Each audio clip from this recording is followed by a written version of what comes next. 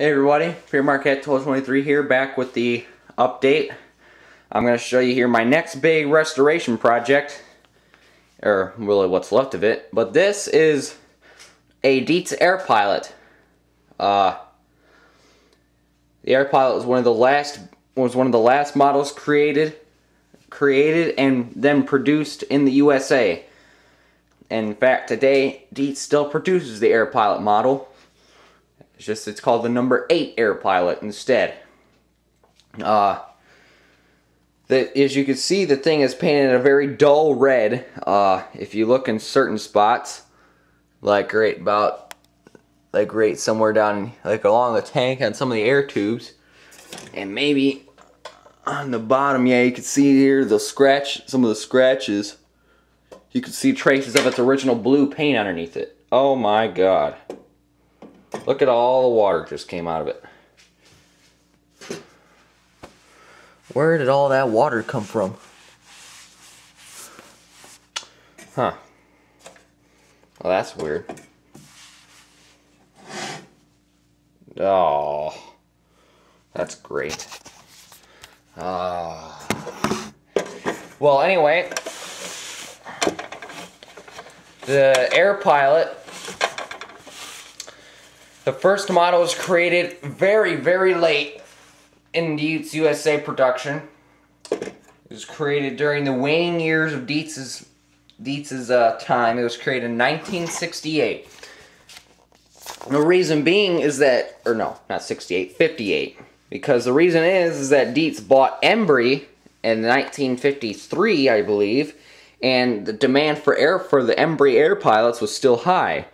So Dietz sold the tooling for the old Embry for the Air Pilot and Little Air Pilot, and then went and because since the D-Light was discontinued, they just took the old tooling from the D-Light and reworked it a little bit, and then you came up with the Air Pilot.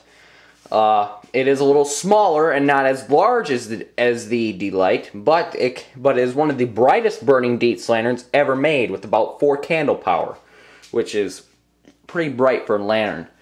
Now the only reason why I got this one was because it's marked on it. But you can see it says Dietz right here, New York, USA.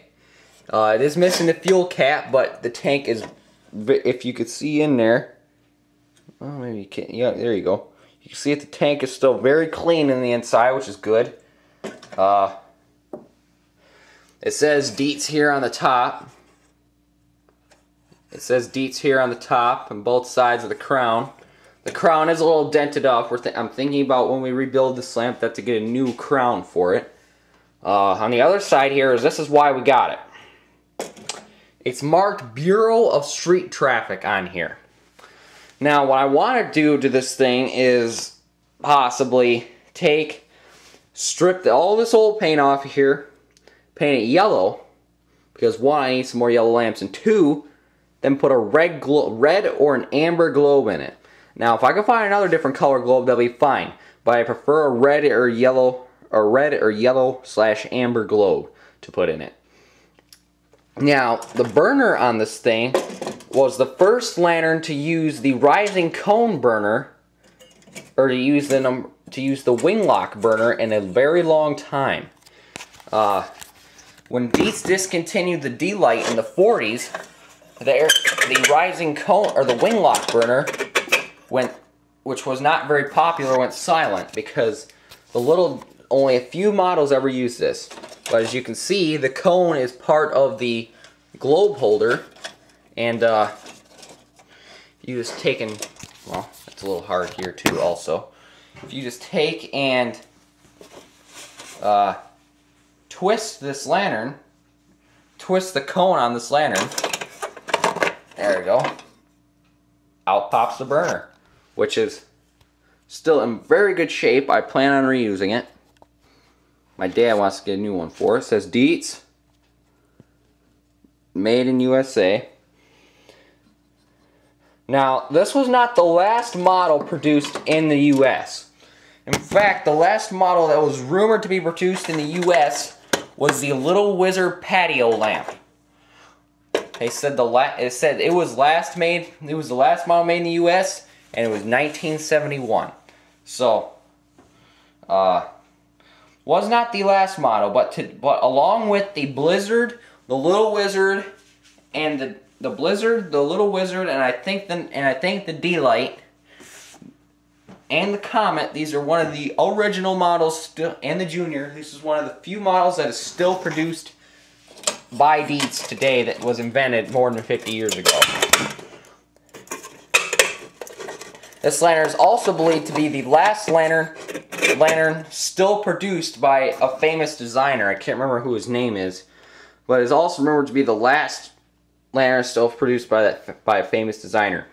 It is also the last streamlined lantern ever produced still. Or that's still in production. The Air Pilot was never made to look like the Little Wizard, where it wasn't very rounded off like this. So, but it will be a work in progress. I don't know if I showed you this, but the whip thing turned very well. It's just that the knob brushes against the paint a little bit. We're either gonna paint it, which I hope to do, or we're just gonna leave it bare metal. But I hope to paint it. So, oh, by the way, I don't know if I mentioned this, but the Air Pilot globe is a unique size that only works for this lantern and nothing else. It's a little taller than a Little Wizard, and it's about as tall as a D-Light, yet it's a little narrower. It's about the same size around as the Little Wizard. But the openings are on the top and bottom are very different. So it's hard to find original globes for these.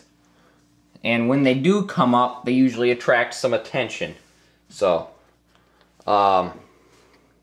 yeah, this is just a look at my next big restoration project. And I hope to have this lamp looking good by at least the middle of summer. We're not going to strip the paint yet because we want to do it ourselves. Because I think that the metal should be still very good underneath this. So, along with stripping the paint off of the Dietz Empire, which is right there, this is going to be part of my big restoration project this year. So, this is all for me from 12/20. Oh, never mind. Oh, I also forgot to, in a Stanley Baker auction, I got these. A Northern Pacific Railway first aid kit, a Great Northern first aid kit, a Bell System first aid kit, and I don't know if that's a railroad or it means the phone company. You'll have to tell me that. And 2 Burlington Northern first aid kits.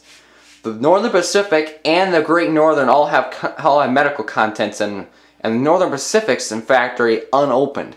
So, thought those would be pretty neat to show you too.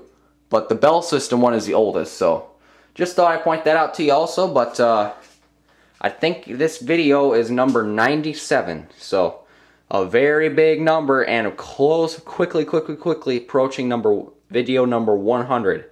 And I will have to be doing something for that. So, this is all I have for you though today, and I hope to talk to you some more here about some more lanterns or even some trains here, because like we all know, Train Festival 2011 is approaching very quickly. So, this is all from me, and well, she'll put some more videos up very soon. 12/23 out.